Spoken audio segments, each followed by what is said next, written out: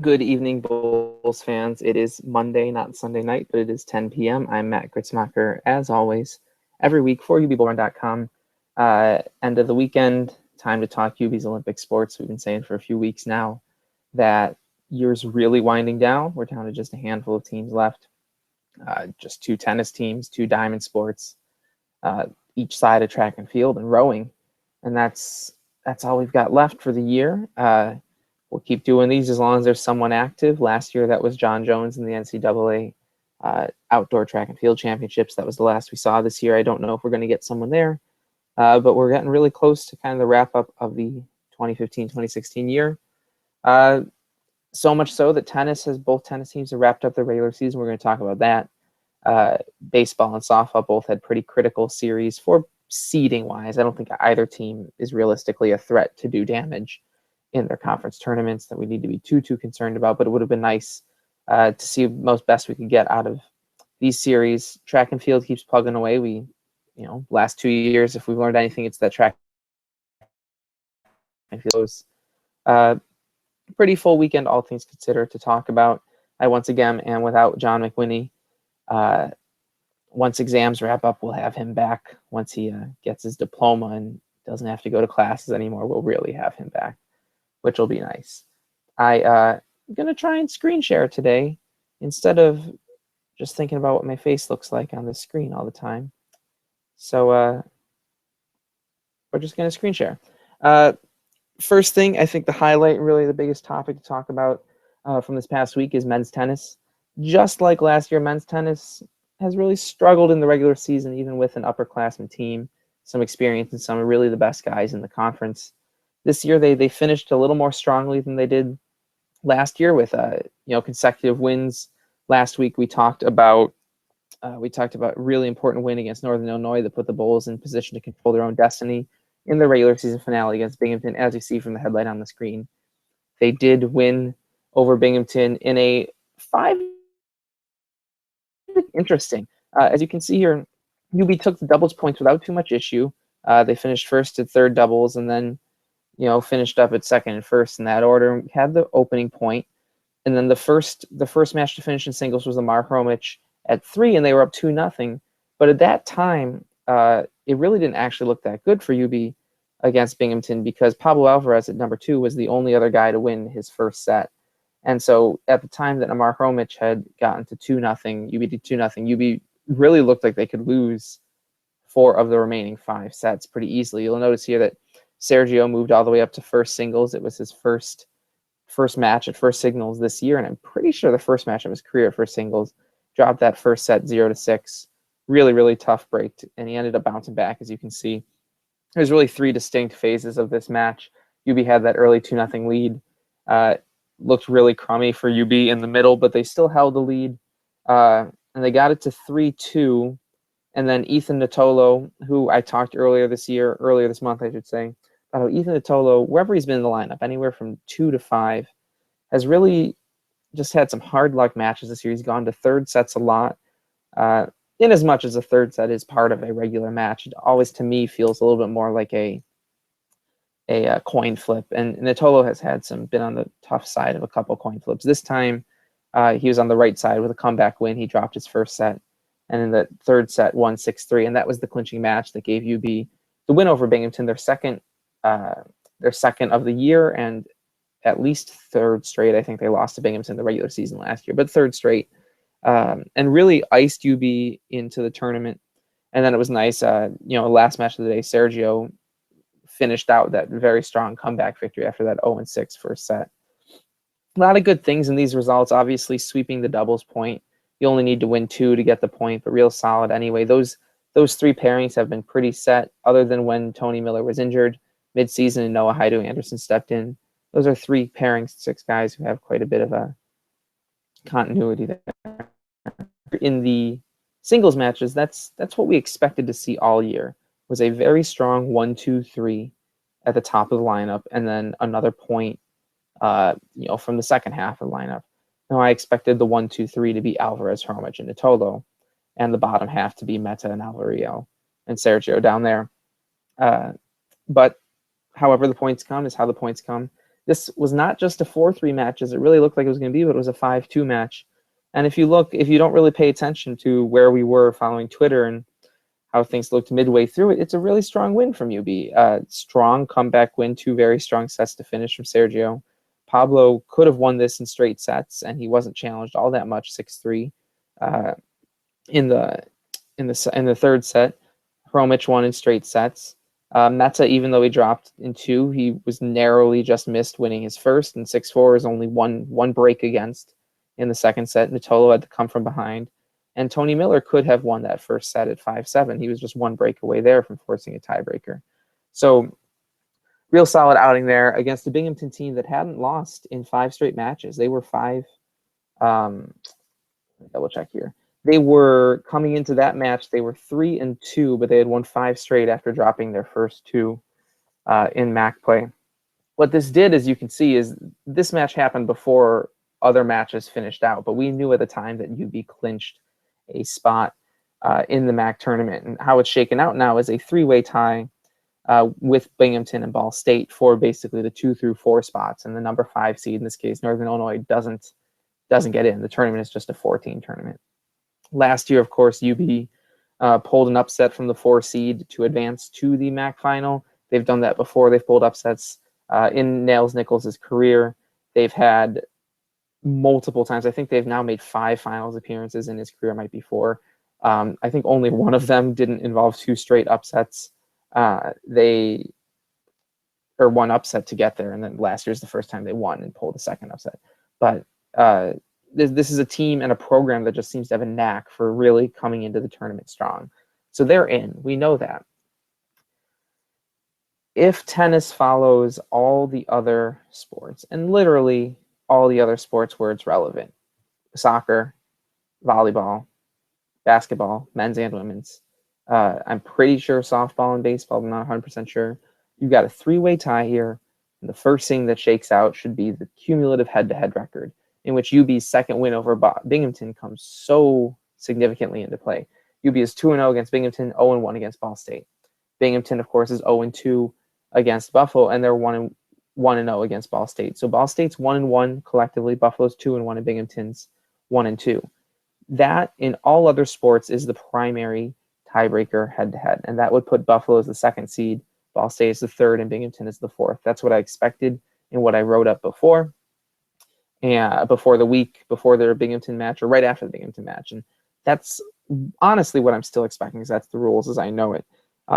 We got word over the weekend that Buffalo might be given the 4 seed, which doesn't make any sense at all. And obviously the MAC hasn't announced anything yet, so we'll see what happens. If you follow basketball and have followed our posts about basketball seeding over the last 2 years, you know that if head-to-head doesn't solve anything, whether it's just a 2-team head-to-head and they're 1-1 against each other, or you've got a 3-team round-robin head-to-head and they're all 1-1 against each other, that doesn't solve anything. They go to best win. And the best win in this case would be they look at Binghamton, Buffalo, and Ball State and see how they did against Western. Binghamton's the only team to beat Western. That's what that 1-1 is. So in that scenario, Binghamton would move up to 2. And then that would only peel off Binghamton, and the Buffalo and Ball State would have to go to another tiebreaker. They'd go back to head-to-head, and Ball State would win that. I guess that's how you get UB to 4. But the fact of the matter is, in no other sport does that best win scenario come in front of the head-to-head records. And it doesn't matter that Binghamton and Buffalo had 2 matches against each other and Ball State only had 1 against each of them. That's not how it happens in any other sport. So I'm expecting Buffalo to be 2, Ball State to be 3, Binghamton to be 4. The logic to get Buffalo to 4, which was some rumblings that we heard over the weekend, is kind of there, but involves picking and choosing when you're going to apply which of the tiebreakers. And I have never actually requested the tennis tiebreakers in the MAC, and sometimes these sports vary very minutely, especially once we get down to 4th and 5th tiebreakers. In soccer, it has to do with goals against at a certain point once head-to-head doesn't work anymore. But I know that this head-to-head situation and then the best win situation is how every other sport does it. So I'm expecting UB to be the 2 seed against Ball State, which most critically, from a fan's perspective, means they'll miss Western Michigan in the semifinals, which is nice. At the same time, I'm definitely a fan, especially I say this in basketball season a lot, that if you're going to win the championship, you've got to be able to beat anyone who's going to come around. And if you can't beat Western Michigan in the finals, then you weren't going to be able to beat them in the semis, and it doesn't matter where you caught them. If they're going to win the championship, it doesn't matter who they have to face. We knew that we were in when they beat Binghamton, regardless of how it shakes out. They're looking to defend their title. They were picked second in the MAC by the coaches poll, the preseason poll this year, and they're kind of in this mess where I'm pretty sure they've proven themselves to be the second best team in the MAC. We'll see if the tiebreakers reflect that. Either way, I feel pretty comfortable, looking forward to a match against Binghamton or Ball State. And then maybe the other one knocks off Western Michigan, and we'll see. But that's where men's tennis stands. I will have a tournament preview sometime this week. If I get the time, I should get the time for a MAC tournament preview. But we'll be talking men's tennis further in this week. Once we hit the weekend, and I lost track of the internet, I did miss the women's tennis season finale. They have finished the season winning 3 of their last 4, as you can see here with that 4-3 loss to Akron, a real bummer. This win over Bowling Green 5-2 is not at all unexpected. I think if we go to the roster here, Bowling Green's at the bottom of the table. Yeah, Bowling Green was winless in the MAC. UB had already clinched their spot in the MAC tournament. Actually, I'm not so certain of that. I'm pretty sure they clinched a spot in the MAC tournament 2 matches ago. But even so, they dealt with no issue here, taking out Bowling Green, finishing with a winning record in the MAC. And they are 5-3 tied with Akron, so they will not take the 4 seed because they'll lose the tiebreaker to Akron, the head-to-head. So they'll be the 5 seed. They'll get the rematch with Akron. That's a very winnable match. I could go back and talk. Maybe I will. Maybe I'll talk about what happened in the regular season match against Akron. This is an improvement over last year. Last year, UB was 4-3 and just barely snuck into the MAC tournament. And they were 4-3, playing 1 fewer game than the rest of the MAC because their match against Ball State was canceled because of reasons outside of their control. Ball State, you see, is top of the conference here. This year, they're 20-3. I believe that Ball State was among the best in the conference last year as well. If not for that canceled game, they might not have made the tournament this year. And this year, they made it with plenty of room to spare. You see that Toledo is in at 3-5. Eastern Michigan is the first team out at 2-6, and UB's got a 4-game clearance over them, 3-game clearance. Back to Bowling Green here. UB actually came from behind in this one, dropping the doubles point in a pair at 1 and 2 doubles of 6-4 matches, which is a bit frustrating. But it is what it is. Hopefully they can get that doubles point against Akron again. I'll go back to the Akron match at the other end. Otherwise, you see, just like that men's season finale was what I expected at the beginning of the year. From the men, I think we see something very similar on the women's side. I think while the women have been stronger in doubles this year, I was a little concerned at the beginning of the year about the possible chemistry here. There was a number of 2 or 3 losses here that was going to reshuffle the pairings. In singles, I was expecting Tanya Stoyanovska to dominate at 1 after her MAC Freshman of the Year campaign. I was expecting Chantel Martinez-Blanco at 2 to put up another quality play for MAC Freshman of the Year. I was expecting Laura Holterbosch and Christine Haraldson to provide some depth. What's really been a surprise, and I've said this many, many times, is the other freshman not named Chantel Martinez-Blanco, Mercedes Losada Rubio, and Sanjana Satir have stepped in and been very, very strong. And this is the type of depth that UB has, where I really think that UB has 6 players in their singles lineup who could all win at number 3 singles in the MAC. And that means they've got players at 4, 5, and 6 who can win at 4, 5, and 6 singles, obviously. You see here, even though UB dropped the doubles point, all their wins from 3 down to... Actually, all their wins in singles were in 2 sets. This was a very quick match. Chantel Martinez-Blanco needed 8 tiebreaker points to win her first set 7-6, and the second was also pretty tight. But you look further down, Losada Rubio 1-6-2, 6-3, Holterbosch 1-6-1, 6-1, Satir 6-1, 6-0, Haraldson 6-2, 6-1. And that's just... Now, Bowling Green is 0-8 in the MAC this season, and that's not good. But they took care of business and did what they needed to do. Now, if we look at the season statistics, which I mentioned, we really see Stoyanovska has been very strong at the top of the lineup. Martinez-Blanco has been actually, that's not as strong a record as I expected there, at 2, mostly at 2. But UB consistently has a winning record at every single spot, with 6 the only one that's even close to 500. But look at these numbers at 4 and 5. That's generally Laura Holterbosch is the usual at 4, and St. Jonathan here at 5. That's almost a 750 winning percentage right there. That's how you win. That's, you almost expect that to be 2 points every time there. Stoyanovska's not far off, up at 1 singles. You almost expect that to be a point. And you got those 3 going, then you only need to win doubles, where Stoyanovska and Agassieva are 6 and 2 at first doubles. It's more of a mix here at number 2, and it's more of a mix here at number 3. But you look at this, we're winning nearly a 600 clip in all 3 doubles, let alone just the 2 of them that you need to win the point. So really top to bottom, the women's lineup has been very, very strong this year. I mentioned that they're going up against Akron for a rematch. They did lose to Akron 4-3. It would have been really nice to go 5 and 2 in the MAC this year. Would have been a huge improvement over last year's. Last year's, or 6 and 2 it would have been. Excuse me. It would have been a big improvement for a young team that is returning a lot of talent. In that Akron match, just a chance to look over what we can expect later this week. UB kind of got pasted pretty easily in the doubles point. Hopefully they come back out of that with a little more. And the doubles point alone would swing the match. But the other thing that happened here was that UB struggled at 1 and 2 singles. And just after I said they've got, the reigning MAC freshman of the year, Mercedes Losada Rubio and Chantal Martinez Blanco flipped there, and Losada Rubio struggled. And then down at the bottom, you have, just like I spoke about with Ethan Nittolo, one of those third sets where Christine Haraldson got to a third set, and I consider that a little more of a coin flip. It's maybe unfair to talk about. It's similar to saying the last 20 minutes of a football game are kind of a coin flip, and they kind of are, they're kind of not. But Haraldson couldn't pull one out there. But if you look at these wins, Sadir had a 3-set win in which she wasn't challenged all that much in her 2 winning sets. Holterbosch had a straight set win. Martinez Blanco had a straight set win. If UB can flip the doubles point here, or if they can get a slightly better day from Stoyanovska, or they can just get a little bit of better luck from Haraldson, it's a very winnable match for the Bulls against Akron. And, working through that, it'll be Toledo versus Western, Buffalo versus Akron. And I'm pretty sure then they would face off against Miami, which I believe UB lost to both Miami and Western Michigan 5-2 in the regular season. But they did also beat Ball State, remember, on their senior day, who is, MAC's number 1 seed, I believe. Yes, they're definitely the number 1 seed.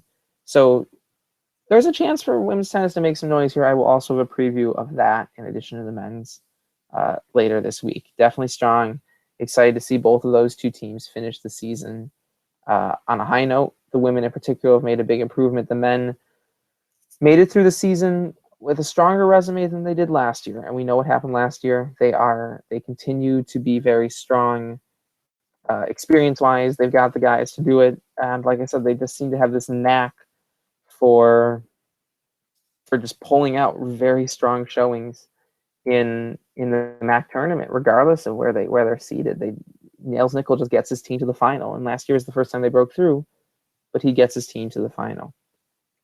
Moving on to Diamond Sports, obviously much further to go in the season for both of them, especially for baseball. Both teams, we'll start with baseball, but both teams had pretty critical, if we really care about the difference between maybe the 4th and 7th seed in the MAC, really critical weekends against teams near them in the standings. And the men first were against Northern Illinois. They really coasted to this 7-2 win on Friday. Very strong showing from them. I think it was Alec Tui, with a great pitch into the 8th inning, gave up only 1 earned run, despite 6 hits, 5 walks, and UB put 2 more guys on with errors. Really pitched out of jams, despite a lot of base runners, did a great job. UB slowly built up runs and had a 4-run 7th inning that I believe was fueled by Mike Abrunzo and Vinny Milaro. Yeah, Abrunzo got on after Ben Hafner had gotten on, and Bobby Shepard. Milaro brought in 2, and then Andrew Taft brought in 2 more, and that was a nice little rally there.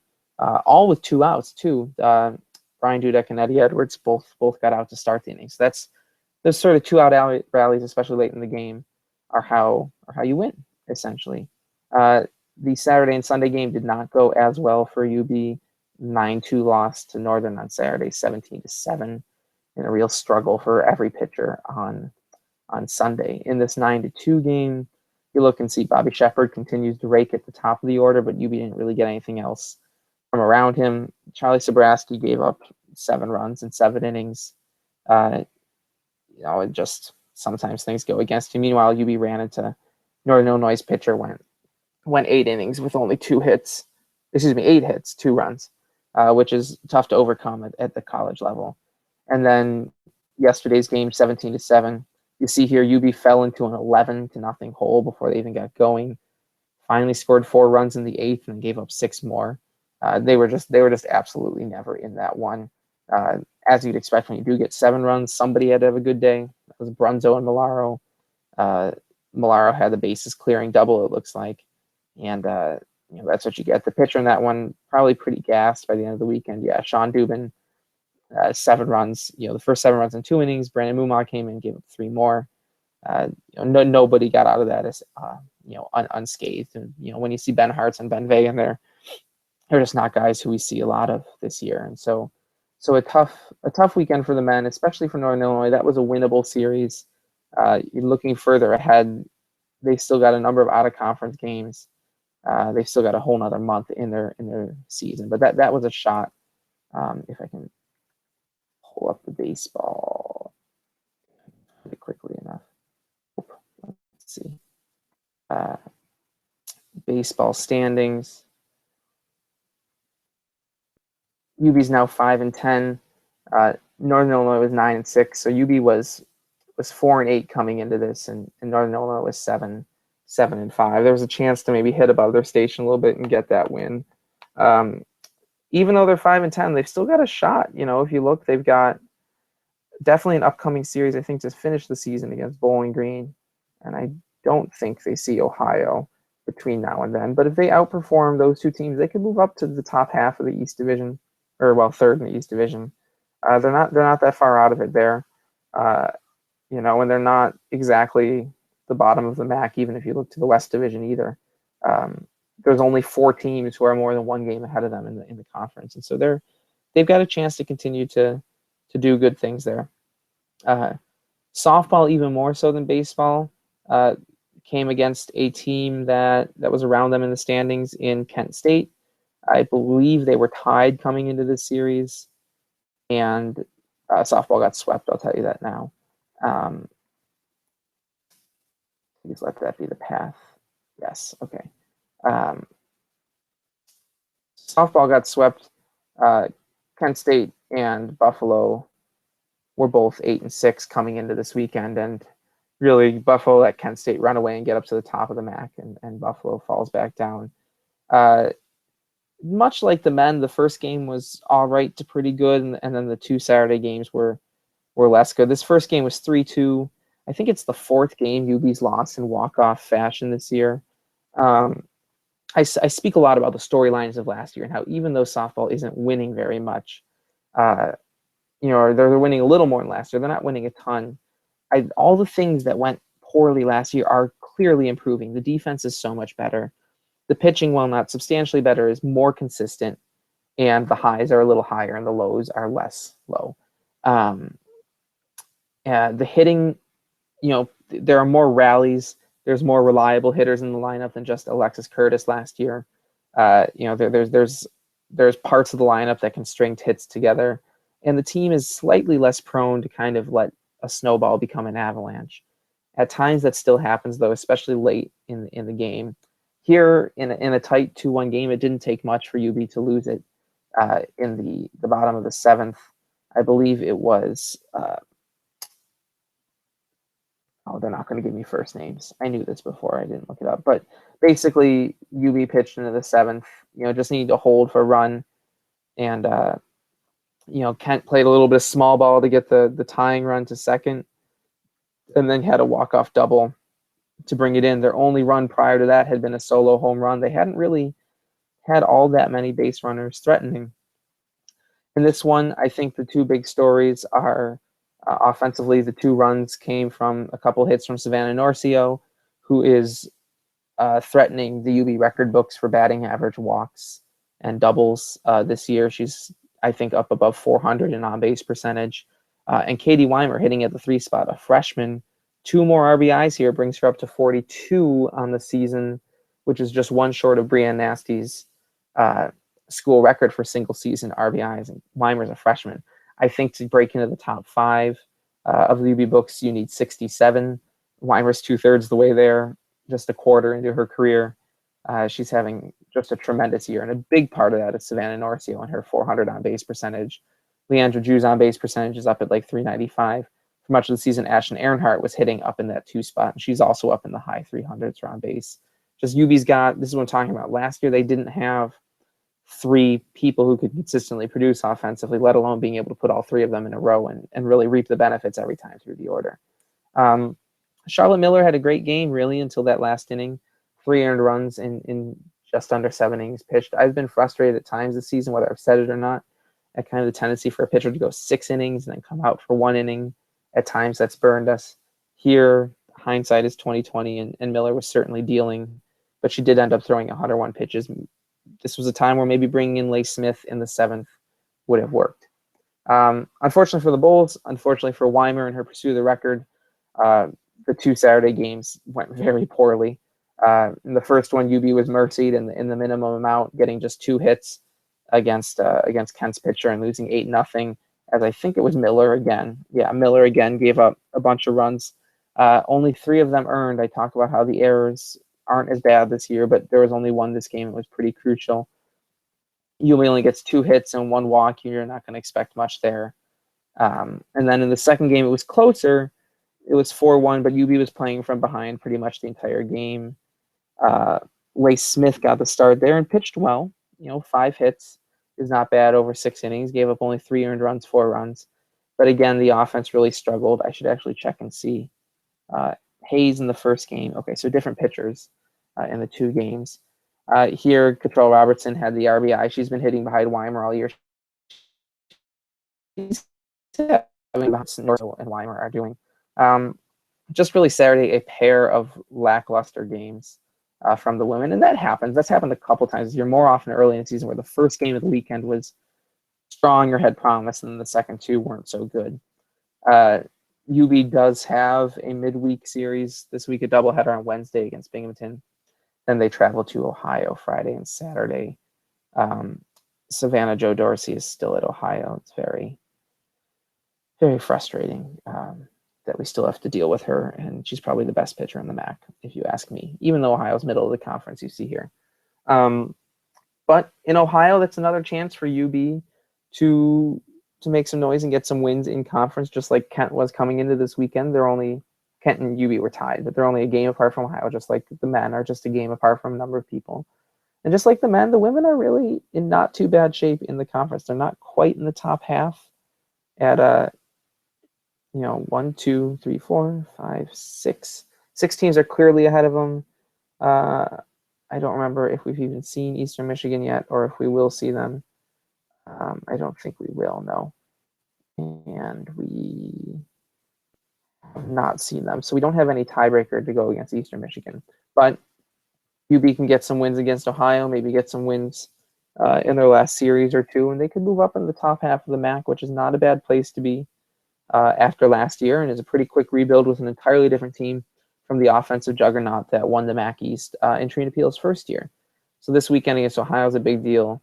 With a couple wins, they could conceivably jump Akron, and maybe if Kent has a real tough weekend, they could get back into a tie with Kent, which would be wonderful. So softball's got some life in them. Tough weekend that seems to happen a bit for them. But they keep plugging. Their season ends a little sooner than the baseball season does. I have not prepared for track and field other than to tell you that Malaya White set another school record. Here you see it here. She had set that earlier in the season. They were at the Jesse Owens Classic at Ohio State.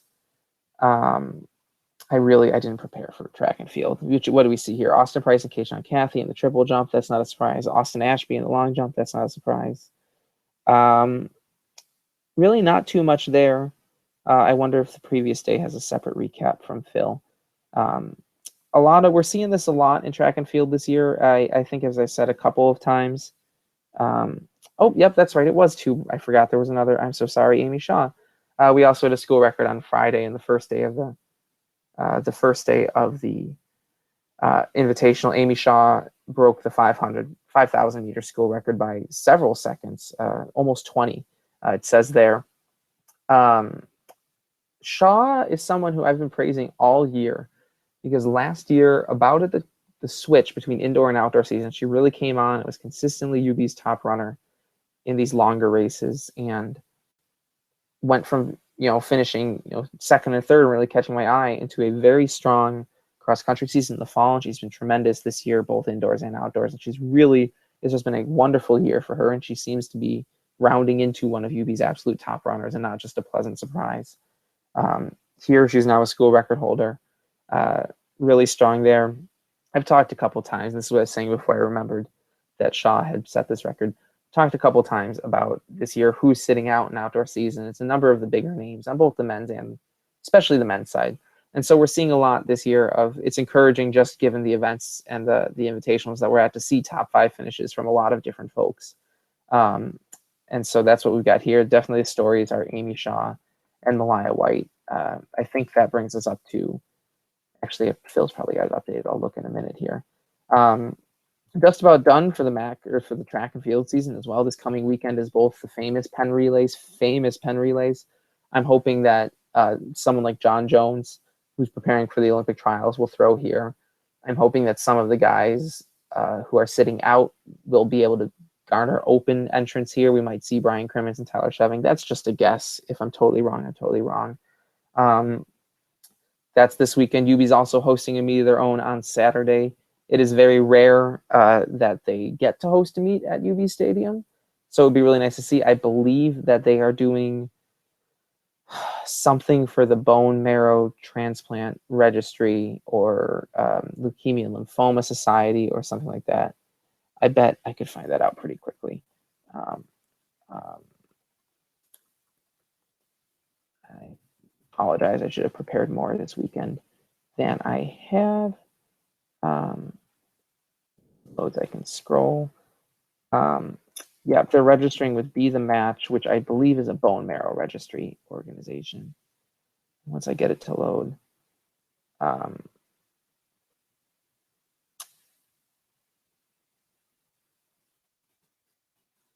Oh, this is not where I expected it to go, but that's okay. Anyway, they're hosting a meet, which they don't do very often, and there is a opportunity to really make a difference in the world beyond just cheering for the student athletes. If you would go to that and join in their registry and sign up drive, and that's in addition to the folks who will be at the Penn relays. I'm hoping to see not just Jones, who's graduated obviously and doesn't have NCAA things to worry about, but I'd love to see Mike Morgan compete this weekend in something, who's sitting out. It would be really cool to see Tyler Sheving and Brian Crimmins in action. We'll see what comes of that. I mentioned records. I am hoping that Phil has the records updated, which would be awesome after this year. We know that White's broken each record a couple of times. On the men's side, we had, of course, indoor records, especially in the middle distance and distance. We had Darian Johnson with the 60, then Sheving and Crimmins continue to trade off, and they both are a part of the new distance medley record. In the outdoor season, it's the 4x2, which we're calling the 800 here, but it's the 4x2 that broke a record earlier this year. That's on the men's side. So that's 6 on the men's side alone. On the women's side, indoors, it was White and Shaw, big surprise. Indoors, and then outdoors, it's White again. It's not updated here for Shaw, but Shaw there. Oh, yeah, it is 7 seconds, not 20. Well, we'll see what happens on that. And then the 4x2 and the distance medley relay also on this side. And you see, again, Shaw is part of that distance medley group. White is part of that 800-meter group. And so it's really been a big year from track and field, second straight big year. We'll see what continues to come of it. For them, that leaves, oh, I knew this. I knew that rowing was off this week. Rowing was off this week, so we don't have to sound silly and not like we don't know what we're talking about when it comes to rowing. They are in action back again on the 1st, which I guess is next weekend, and I will talk about them next weekend on this edition of the show. let's see. Tennis, big stories this week, men's tennis and women's tennis tournament previews. We'll have those. Today's Monday, probably Wednesday and Thursday, respectively. I'll produce those. That's really what we're going to be talking about. We're still waiting on the MAC to really officially announce the seeding for the men. For the women, even if they haven't announced it, they'll be facing Akron. It is on the UB schedule. We'll see what comes out of that. On the men's side, the way I understand the rules and the way that I think is the logical way to apply them, UB would be the number 2 seed. The way I understand the rules in every other sport, UB would be the number 2 seed. We did hear rumblings over the weekend that they would be the 4 seed. Obviously, it hasn't been announced yet. We'll see what happens. Either way, as I said earlier, I'm of the opinion that if you're going to win the championship, you got to be able to beat anyone that you face up against anyway. So we'll see what comes of that. Still nice as a fan to think about avoiding Western Michigan. That's the big story going this week. Baseball and softball will both have things. Softball with that midweek doubleheader against Binghamton. Double checking who they were playing this coming week. So whoops, my mistake. With that, I'm Matt Gritzmacher. As always, I finally got to the point in the year, there's maybe 4 episodes left where I don't explain the whole concept of the Olympic rundown anymore. Hopefully next year we will again have faith in our viewers that you know what we're up to. We will see you. I will see you. John won't be back yet. Next Sunday, talking the whole weekend. Have a good one. Go Bulls.